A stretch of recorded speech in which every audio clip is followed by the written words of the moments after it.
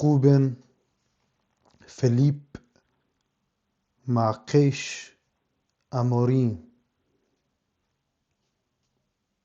I did my best to pronounce that in Portuguese dialect, so there's no confusion about who I'm talking to here.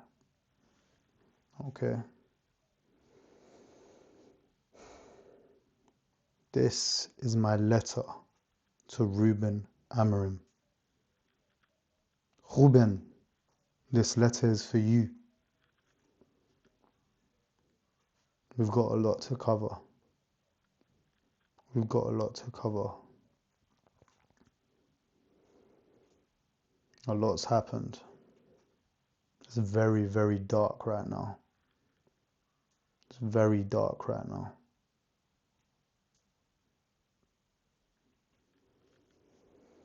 So let's get into it. All right, Ruben. Let's start from the very beginning. Let's talk about your managerial career. What's led you up to this point? Because it's not all been bad, you know? It's not all been bad. So, your first professional managerial job was at Braga. And I believe you was employed there not for long, roughly 6 months, in the 2019-2020 season. And you bought Braga the Taça da Liga, which is their equivalent of the FA Cup in England. I don't know how long Braga hadn't won a trophy before then, but I don't think Braga won it in a while. So you brought joy to the Braga fans. That earned you a move to Sporting Lisbon, where in the 2021 season, you broke their duck of not winning a trophy, or the league, I should say, in 20 years. You won the Primeira Liga in 2021.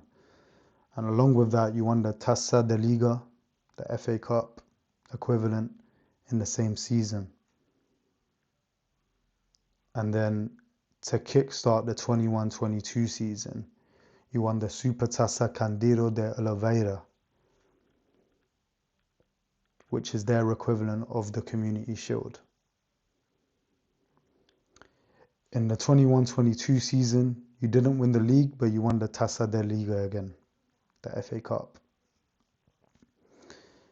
And then in the 23-24 season, you brought Sporting Lisbon another league title.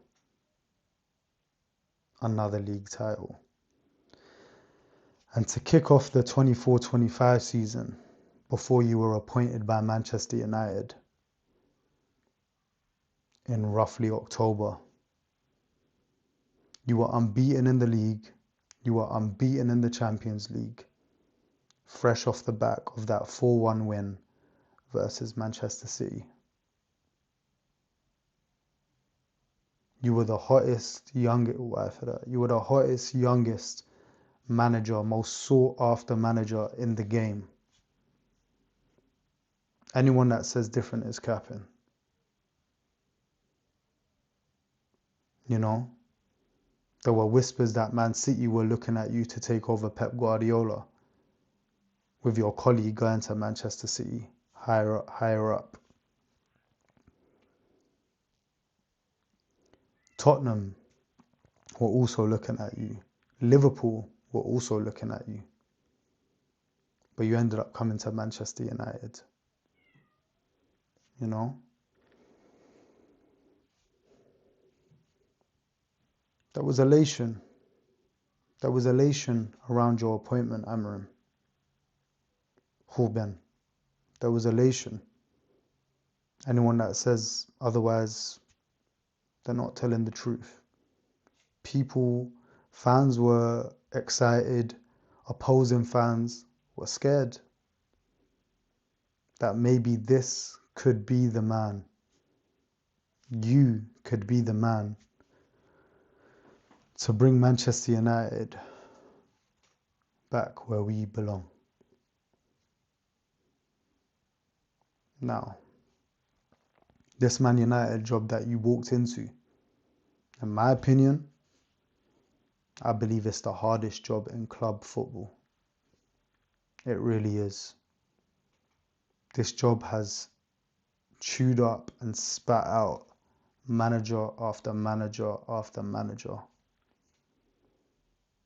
I believe the job with the most pressure in the world is Real Madrid, but I think the most difficult job in club football to succeed in is the Manchester United job. And yes, that's due to all the mistakes made prior, you know. And Ruben, I do feel like you got the brunt of it all. Because in January, never have I seen a Manchester United manager not able to sign players unless we sold. Never at Manchester United in all my years of living have I seen the canteen staff not having free food, their food provided for them. Never have I seen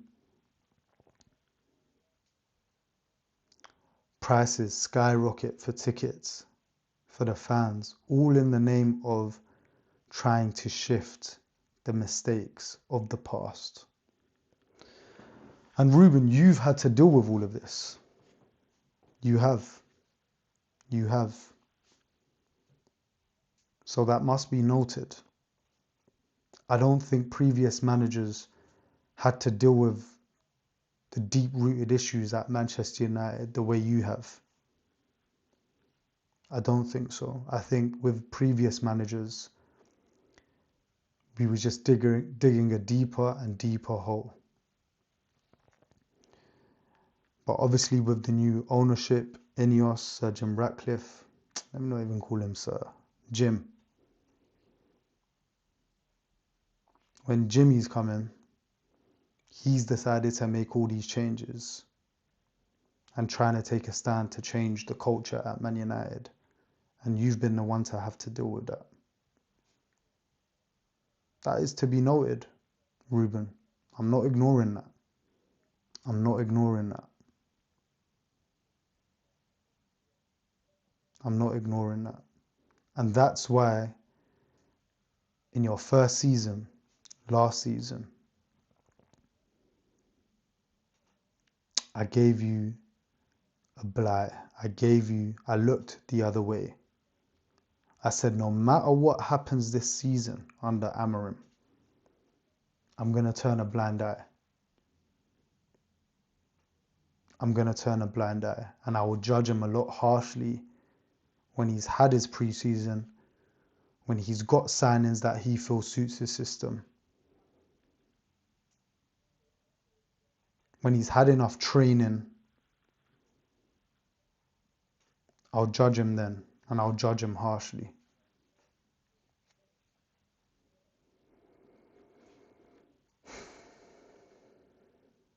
Let's talk about this system. 3-4-2-1. 3-4-2-1. 3 at the back with the central defender of those 3 being able to step up and start attacks.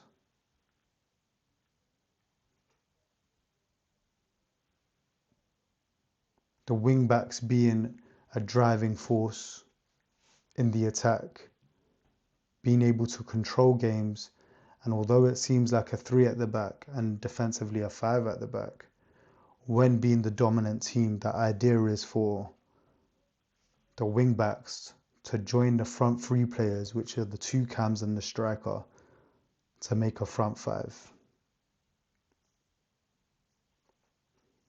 That's the idea.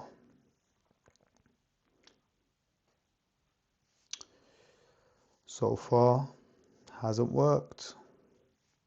It hasn't worked.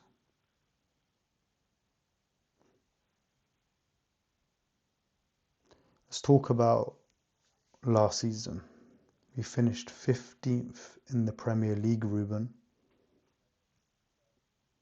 15th. Never in my life did I think I was going to see Manchester United 15th position in the Premier League. No European football. If the relegation teams weren't so atrocious last season, we could have really been in a relegation scrap. That's the truth. Proof's in the pudding. And even then, week after week in the league, Ruben, I ignored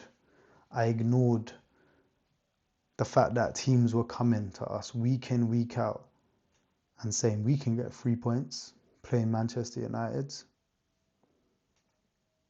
I ignored it because I said I was going to give you the season. And I tell you what made me rethink that. The Europa League final. Because let's be honest, we win that Europa League final against Tottenham. We're in Champions League. You get to sign players with Champions League football as an attraction, as well as the fact that we're Manchester United. And we go again. And I think every Man United fan had in the back of their mind, we're going to win this Europa League and everything will be okay. We can forget about the league. But when we lost that Europa League final to Tottenham Hotspur, what that did was snap back in the reality of the worst Premier League season I've seen in my life. And that Europa League final, I attribute that loss to no one else, Ruben, other than yourself. The fact that Alejandro Garnacho got you to that final. He was the most promising player whilst we had all those injuries. He got you to that final. Being our best player, being the only player that got United fans off their seats. And then you bench him in the final for Mason Mount. You bench him in the final for Mason Mount. And what happens? Garnacho comes on at 70 minutes, and 76 minutes we get our first shot on target in the game. From who? I think we all know the answer to that. And then not only your treatment of Gardner in that final, but even worse, your treatment of Kobbie Mainoo. You bring him on at 90 minutes. At 90 minutes, one of the most talented players at our club. They're both youth products. This is what United is about. One of the most talented players at our club. You bring him on at 90 minutes. And let's talk about the fact that the year before under Ten Hag, we won the FA Cup against Manchester City. Who were the scorers in that cup final? Garnacho and Kobbie Mainoo. And they can't start. They can't start in the Europa League final. Kobbie, I knew, was never starting because he hasn't been in the team. Garnacho can't start. Kobbie can't come on at 60 minutes. Give him a bit more time to do something. Influence the game. The same way he saved you at Lyon. The same way he saved you at Lyon, Ruben. No. Stubbornness. And although I still stuck to what I said in terms of I'm still going to look the other way. That Europa League final, when your treatment of Garnacho and Kobbie was strike one. Ruben, It was strike one. And for me, 3 strikes and you're out. That was strike one, because that was solely down to you and we should have won that final. But due to your stubbornness, we lost that final. Congratulations to Tottenham. We lost that final solely because of you.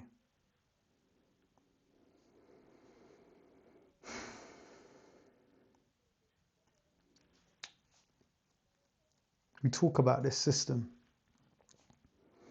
And where I think you've gone wrong, Ruben, with how abysmal this last season was, is that at the beginning of when you're doing your 1,000,010 interviews for all these media outlets, you're telling them, I can't change.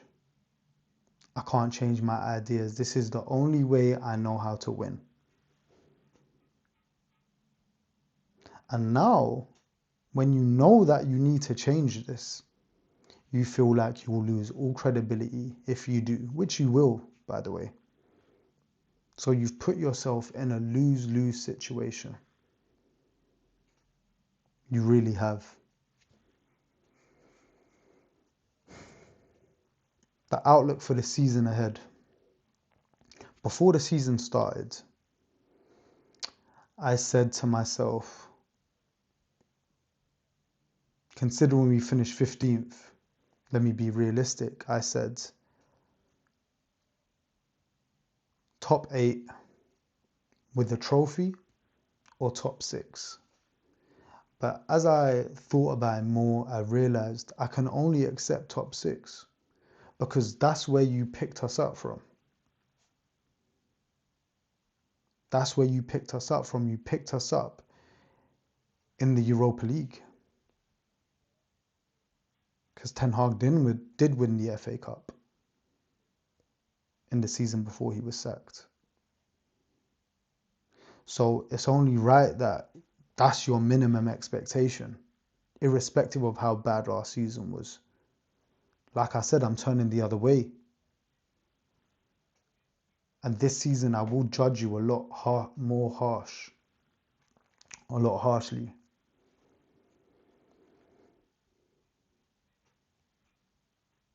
So before this season, I'm expecting top 6.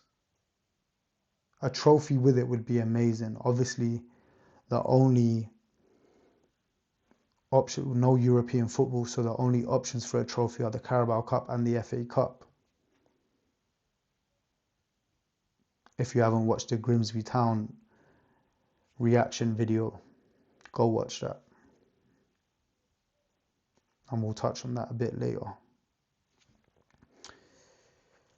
But, you had your pre-season, Ruben. You signed your players. Dorgu in January. Leon. Cunha. And Burmo. Sesko. At the beginning of the season, before the season started, you said you're very happy with the team. You said you're very happy with the team. And I'm going to refer to that a bit later on. You, Ruben, Philippe, Marques, Amorim, you said, I'm happy with this squad. And we can achieve our goals this season with this squad. You said that. After your pre-season, after your signings. Okay?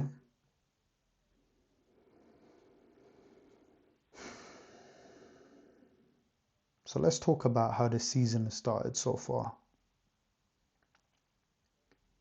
Played 3 games. Game number 1,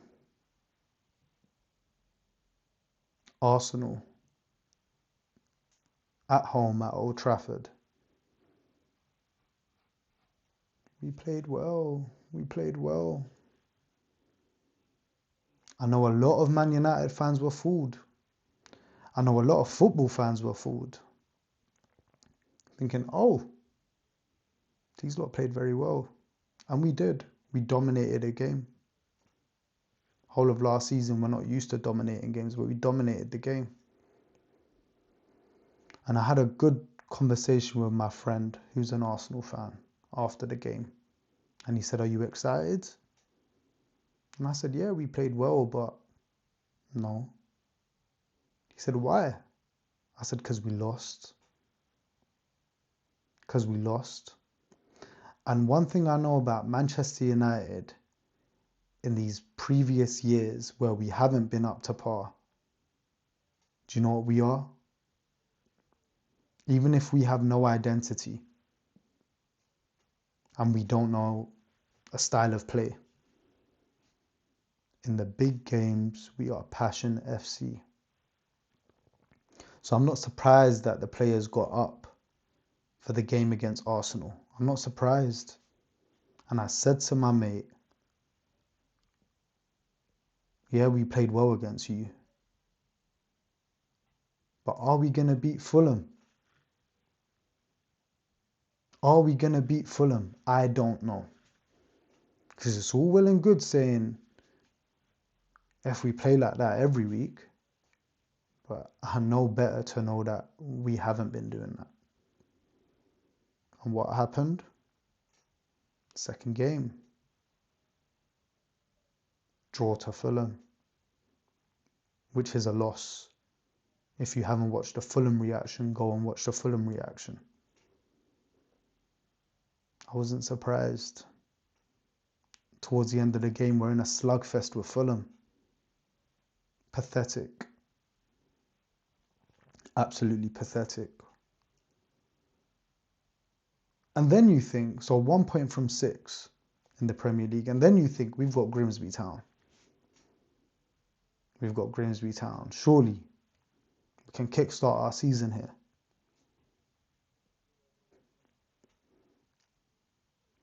If you haven't watched the Grimsby Town reaction, please go and watch that. And I'm not going to talk about the game. I'm not going to talk about the game because it's in the reaction. But what I am going to talk about, Ruben, is your post-match interview. And remember what I said earlier in this video? You said you are happy with this squad. It's you that said that. And in your post-match interview, what did you do?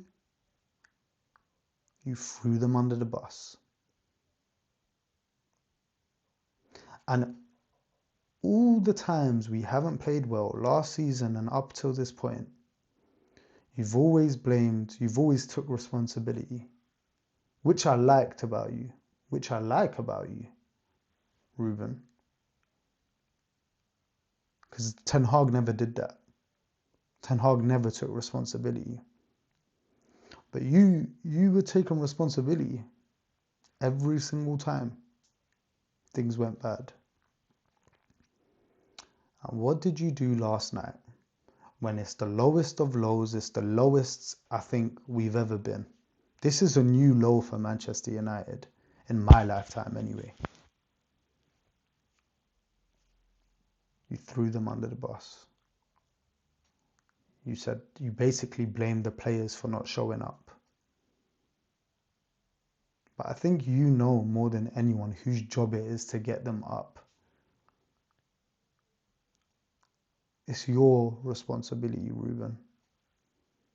And yes, we can talk about the players. The players were pathetic. Yes, they were. They were pathetic. So I don't want to excuse the players either, you know. I don't want to do that. Okay, Ruben? But at the end of the day, you know how this goes. You know who's responsible. You know who's on the chopping block. It's you. What I think about when I'm watching that game, I'm thinking about, and even the Fulham game, even the Arsenal game, you've made some big decisions about who's leaving this club. Garnacho's move to Chelsea looks imminent. Garnacho eats in that Grimsby game if he's still if he's still in the fold. Marcus has obviously gone to Barcelona. You fell out with him. I don't blame that on you too much. I think Marcus has his own story. But Garnacho's on his way out. Kobbie is open to leaving the club now. And both these players feel this way because of you. And I'm not saying Garnacho's been perfect. The perfect professional. I'm not saying that. But those two are two youth products in our team. When I think back to that picture of Garnacho, Kobbie and Højlund, obviously Højlund is, I ain't going to talk about Højlund, but Garnacho and Kobbie is what Man United's about. And for this system, you feel like Kobbie can't play in one of those 8s. You feel like Garnacho can't play in one of those 10s. For this system that you die by, you're getting rid of what Man United means, the core of Man United. All for this system that is not working. It's not working. And in the Grimsby, let's talk about the Grimsby game. It's not so much about the formation. It's about the fact that you can't get through to these players to show up against the League 2 4th tier side of English football.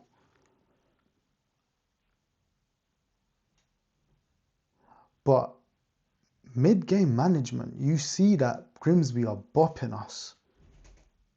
Grimsby are the dominant team. You can't adapt. You can't put an extra midfielder. And in your post-match interview, you kept saying, the 5 at the back, the 4 at the back, oh, it doesn't matter, it doesn't matter. Of course it matters. Of course it matters. Because that's what you've put out there. And you've seen the results. But it doesn't matter entirely. Why? Because let's talk about managers that play 3 at the back. Historically. Off the top of my head, Conte with Chelsea, that won the league. You got Xabi Alonso more recently with Bayer Leverkusen, who won the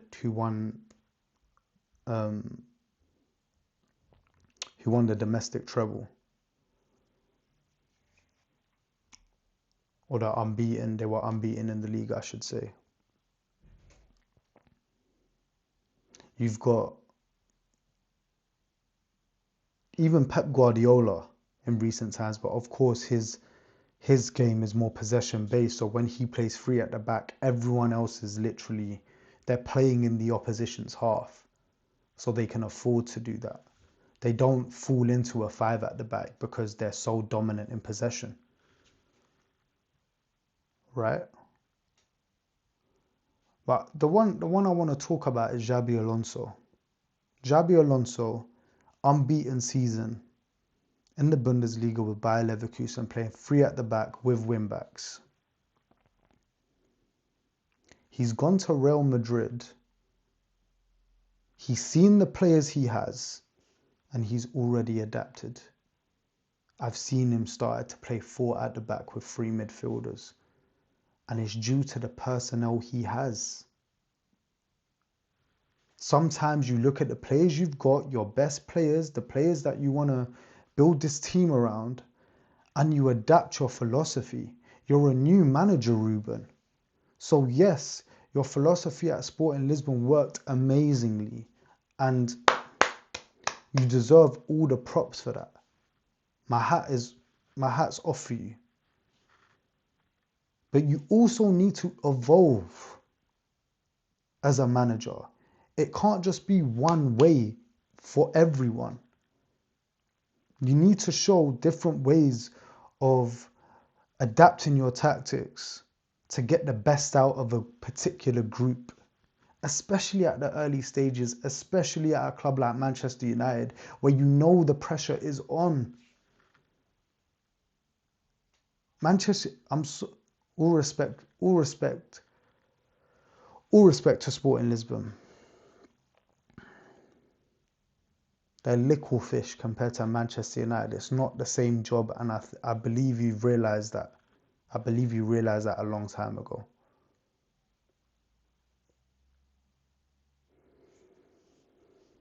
It's simply not good enough. The truth be told, you deserve to be sacked. You deserve to get your P45 and get on a plane back to Portugal, spend time with your family, and work out what your next steps are. That's what you deserve, because Manchester United finishing 15th, losing a Europa League final to Tottenham, and now starting the season 3 games in with not one win. You deserve to be sacked. You deserve to be sacked last season. But again, your charisma, the smiles, you're a great talker. When things are going well, or when you want to talk to the media, you're a great talker. You get the media on side. They all like you. They're all charismatic about you. Is that getting through to the players? It doesn't look like it. That same charisma. The way you're good with words, the way you articulate yourself. Is that getting through to the players? It doesn't look like it at all. In fact, game by game, it looks like you're losing the dressing room. You've got to change something and stop being so stubborn. Otherwise, that P45 is on its way, brother. It's on its way. Burnley. We've got Burnley on the weekend. Like I said in the previous video, Burnley will be licking their lips, thinking that they can get 3 points against us. Now, everyone, again, I said in the previous video, I don't know, am I Ruben Amorim out? Do I want him to be sacked? I don't know. I don't know. The reason being, again, does he deserve to be sacked? Of course he does. But when are we going to break this cycle? When are we going to break this cycle? We've just invested so much into your project, into you. You've made big decisions about who's leaving the club. Fan favourites that are leaving the club because of you.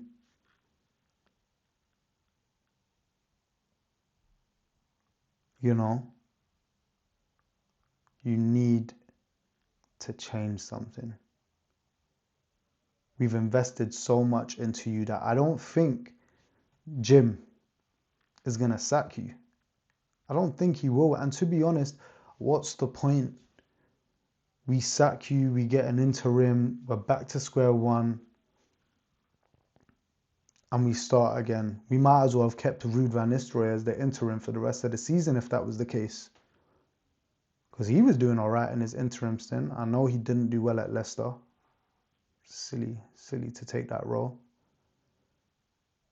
But that's where we'll be back at. Getting an interim and trying to see out the season. We've invested too much time and effort into you, Ruben. I don't think they'll sack you. But you need to wake up and smell the coffee. You need to wake up and smell the coffee. It's brewing, my brother. It's brewing. Okay? Burnley. I don't want to see a mediocre... Listen, first of all, we need 3 points. If we don't get 3 points, I'll be shocked if you're still in a job. I'll be shocked. But even if we get 3 points, and I say if because I don't know, even if we get 3 points, the only way you get to change the mood a bit is if it's a convincing, dominant win. I'm talking 3-0, 4-0, 5-0. That's the only way you change the narrative a bit. Because, bro, Ruben, Philippe, Marques, Amorim, you're walking on thin ice and that shit is about to crack. Pardon my language. It's about to crack and you're about to fall through.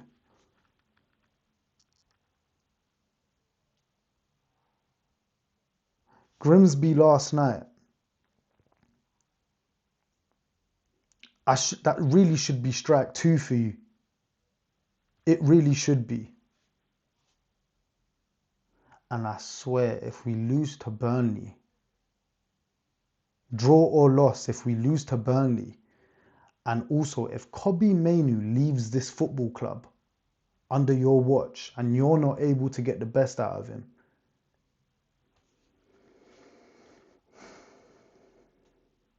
I might be Ruben Amorim out. That's the truth, Ruben. That's the truth. And you're losing a lot of the fans. It seems like you're losing the dressing room. Pluck up your ideas, brother. Because you know, that post-match interview you did yesterday was like a resignation speech. It's clear what the players want. What they want you sacked. Something's got to change, but it's not going to be the 22 players giving up. Carry on with that attitude and you'll be out sooner than you know it.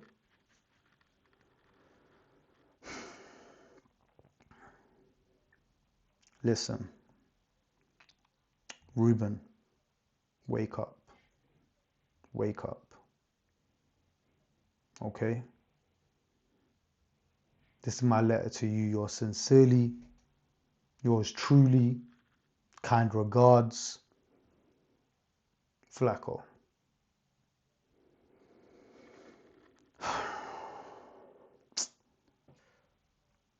To be honest, let me even... I forgot. Before I go. I've got some statistics for you, Ruben. Okay? Let's smell the coffee, all right? Number of games to 15 Premier League losses. Amorim versus Man United managers in the Premier League era. Sir Alex Ferguson, it took him 113 games to get to 15 defeats in the Premier League. David Moyes, before he got sacked, he only lost 11 games. Louis van Gaal, it took him 66 games to get to 15 PO losses. Jose Mourinho, it took him 87 games to get to 15 PO losses. Ole Gunnar Solskjaer, 65 games. Erik ten Hag, 53 games. And Ruben, it took you 28. It took you 28. Let's look at some more stats. Fewest games to 15 PO losses. Let's see who you're in the company with now. It's managers since 2010, excluding those who managed newly promoted clubs. The company I'm just going to run through this quickly. The company you're with, Ruben, is Paul Clement at Swansea, Steve Keane at Blackburn, Tony Pulis at Stoke, Steven Gerrard at Aston Villa,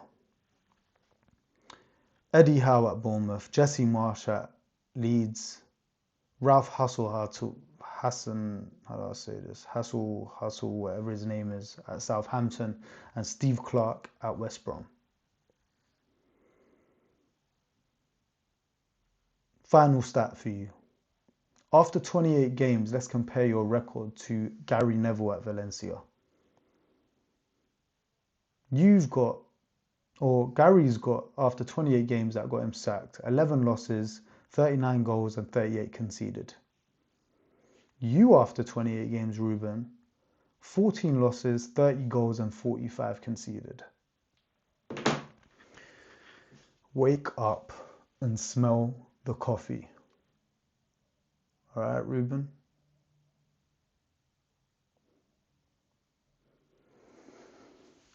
Like, comment, subscribe. I'm out, man.